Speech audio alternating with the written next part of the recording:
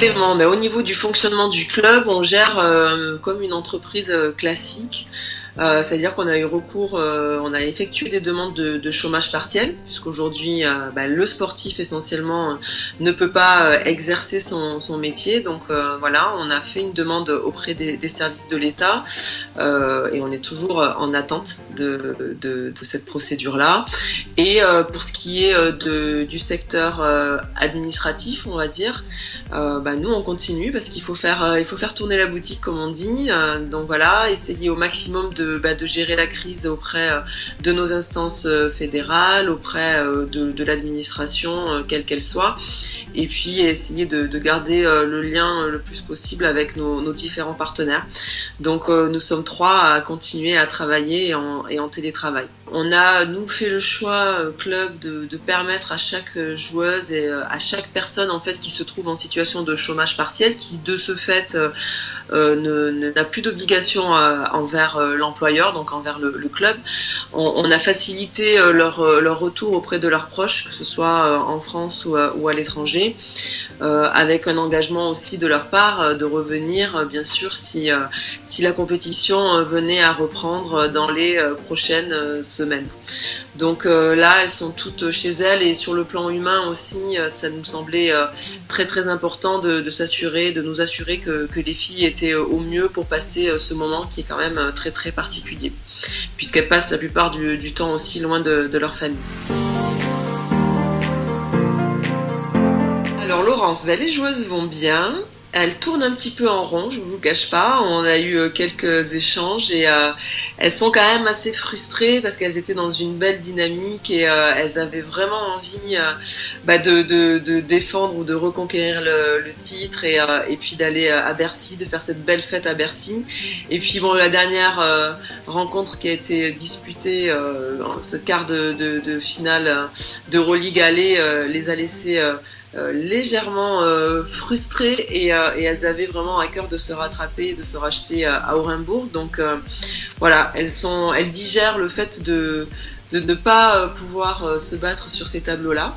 Mais pour autant, elles ont le moral. Pour la plupart, elles sont revenues auprès de leur famille. Elles font du sport. Je sais que certaines font du sport sur leur balcon et elles essaient de s'entretenir parce qu'elles sont très très consciencieuses et professionnelles. Donc voilà, elles essaient de passer leur temps du mieux possible.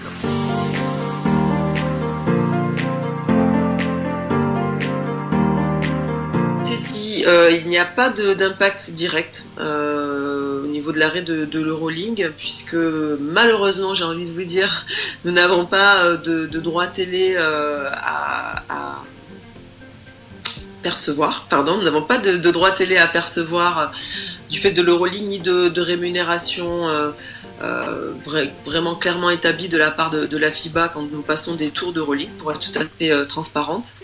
Donc voilà, l'impact il est purement sportif. Au niveau du budget, il n'y a pas vraiment de conséquences. Et quant au recrutement de la saison prochaine, écoutez, ça va dépendre de la décision qui sera prise par la fédération française, à savoir si on continue ou pas la compétition, si on se dirige vers une saison blanche, quels seront les critères pour attribuer les places d'Euroleague pour la saison prochaine. Et c'est vrai que l'argument de jouer l'Euroleague nous permet d'avoir accès aux meilleures joueuses françaises et européennes, donc c'est un argument qui est important.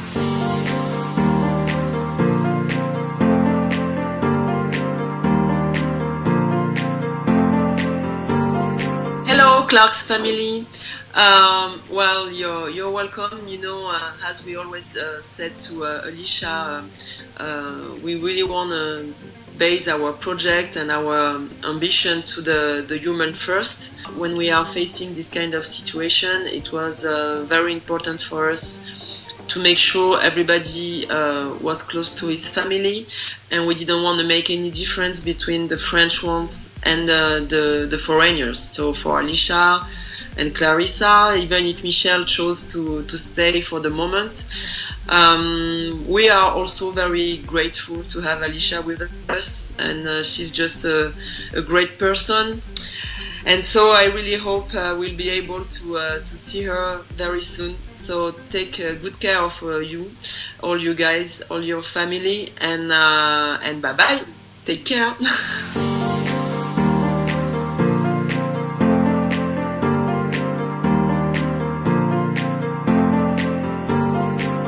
Oui, ben Jean-Marc, effectivement, on avait déjà commencé à travailler sur notre recrutement qui s'effectuait sous réserve d'eux, déjà à l'époque où on discutait. Donc aujourd'hui, avec cette situation très particulière liée au Covid-19, ben, c'est effectivement suspendu. Donc voilà, donc pour l'instant, rien n'est totalement remis en question, mais rien n'est acté. Pour autant, et on se laisse le temps de voir aussi quelle sera la situation, si on reprend ou non cette année, et dans quelle mesure on reprend aussi la saison prochaine avec les inconnus des JO, de la WNBA et tout ça, tout ça.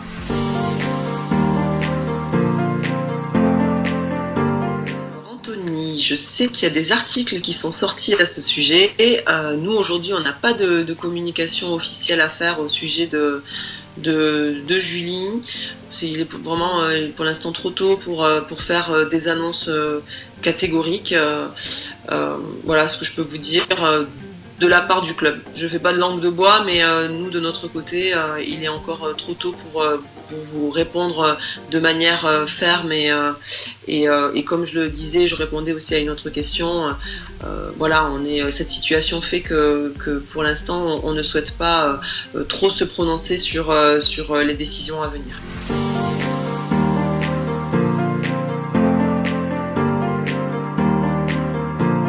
Eh bien, Olivier, évidemment que on n'a jamais envie de se séparer d'une joueuse comme Alisha. Nous, c'est vrai qu'on est très très content d'elle et elle est là, même le leader psychologique, en tout cas de notre équipe sur le terrain. Des discussions, oui, on a toujours été en discussion en fait avec Alisha, même s'il y a quand même beaucoup d'inconnus par rapport à elle, ses décisions aussi, la WNBA, est-ce que la WNBA va être jouée ou pas, quelles seront les conditions aussi dans lesquelles la WNBA laisserait partir les joueuses pour aller jouer en Europe, en fait, au-delà même ce Covid nous amène à d'autres interrogations quant aux décisions qui vont être prises par les autres instances et dont nous on est aussi dépendants. Donc pour l'instant, ce que je peux vous dire, c'est qu'on restera toujours en contact très rapproché avec Alisha, savoir elle aussi quel sera son choix par rapport à la suite de sa carrière. Voilà, c'est des décisions aussi qui lui appartiennent. Mais on discute avec Alisha et c'est vrai que c'est quelqu'un de tout à fait spécial pour nous et voilà, elle a sa place en tout cas dans l'âme de l'Asvel féminin. Olivier, non, il n'y a pas de discussion avec Sandrine. Donc voilà, c'est ce que je peux vous dire à ce jour. Après, comme je l'ai répondu aussi et j'ai pu le dire auparavant, aujourd'hui rien n'est complètement acté, mais a priori il n'y aura pas de retour de Sandrine au sein de notre équipe pour l'année prochaine.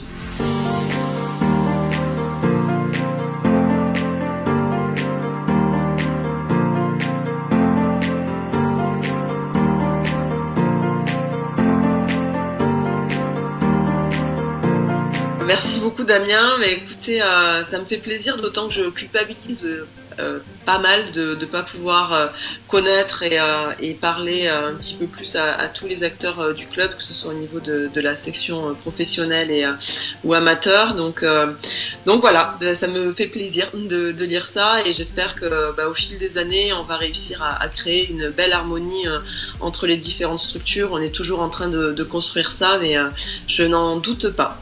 C'est vrai que l'enchaînement des matchs fait que les joueurs et les joueuses sont très très sollicités.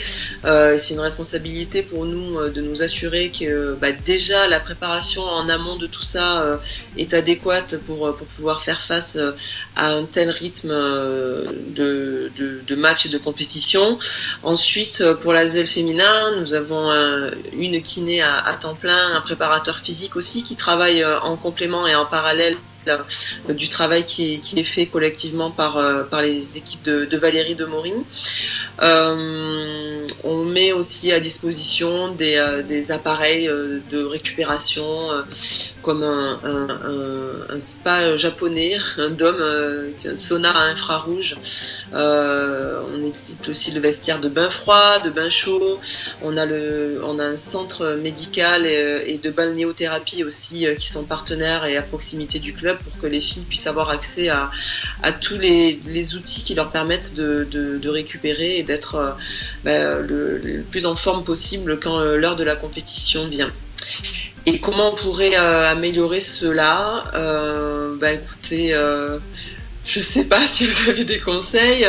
Non, bien sûr, on essaie d'être au maximum à l'écoute des joueuses et puis de leur offrir le complément qui pourrait être nécessaire, que ce soit au niveau d'un suivi en naturopathie, puisqu'on a aussi des naturopathes dans partenaires et dans l'environnement du club, l'ostéopathie et des soins des conseils diététiques si elles le souhaitent.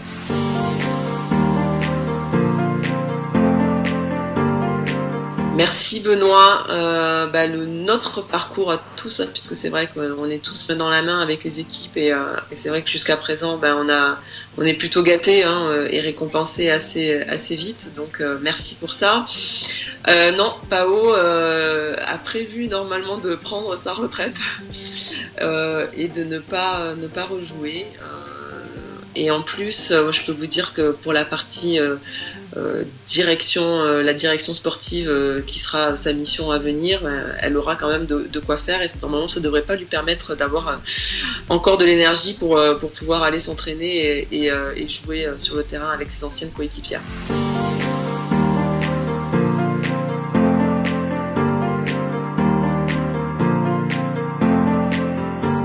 Merci Florian. Moi je garde de très très bons souvenirs de ma fin de carrière dans le Gers sous les couleurs arc-en-ciel de l'Union Auch-Pavie-Montaut. C'est vrai que ça nourrit au quotidien notre projet pour le club de l'Asvel. Donc voilà, ça a été un réel plaisir et je suis contente de savoir que le public gersois du basket nous suit et nous soutient à distance.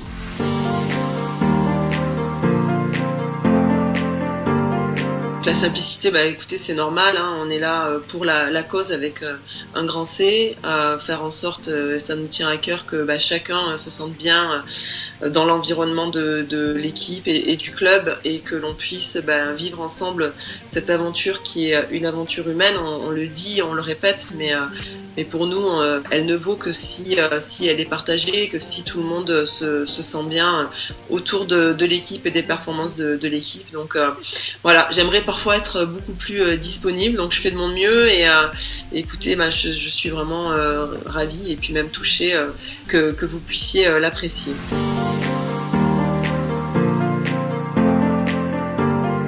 Hello Lulu, mais non, je peux pas oublier le Gers, parce que tu sais que quand on est gersois, on est légèrement chauvin quand même, et je leur parle beaucoup du Gers à Lyon.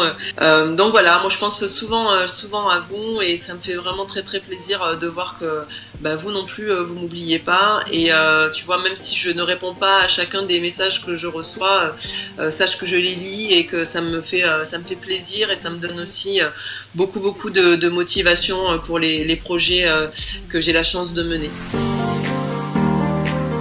Bernard, c'est pas la peine de crâner, tout ça pour dire que tu es à Port-Vendres. Écoute, j'aimerais bien venir à Port-Vendres. J'attends dès que je reçois mon carton d'invitation et que nous ne sommes plus confinés et cloués à domicile, ça sera avec grand plaisir et gros bisous. Merci beaucoup à tous pour votre participation. Ça me fait plaisir de pouvoir échanger avec vous parce que c'est vrai, comme j'ai pu le dire, l'arrêt a été brutal. Et voilà, c'est toujours un petit peu frustrant de ne pas pouvoir expliquer des choses. Et j'ai essayé de vous répondre en tout cas sans trop de langue de bois et avec la plus grande transparence possible. Et puis écoutez, continuez à nous suivre, à nous envoyer vos messages. Sachez qu'on les reçoit et qui sont pour nous une grande source de motivation et pour pouvoir poursuivre notre projet. À très bientôt et prenez soin de vous, surtout restez chez vous.